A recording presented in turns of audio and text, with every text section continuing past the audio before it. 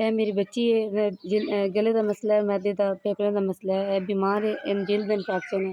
ये दोवें बच्चियां दी मैं दवाई अफोर्ड नहीं कर सकती।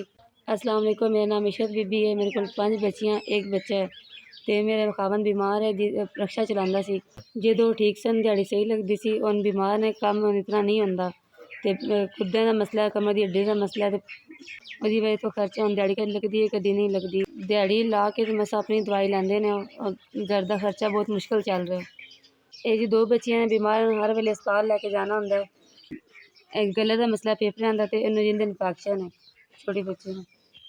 इन्हें हालातां विच बच्चे पालने बड़े औखे ने, 5 बच्चे ने 6, ते मियाँ बीमार है, किवें गुजारा करना। इस वजह तो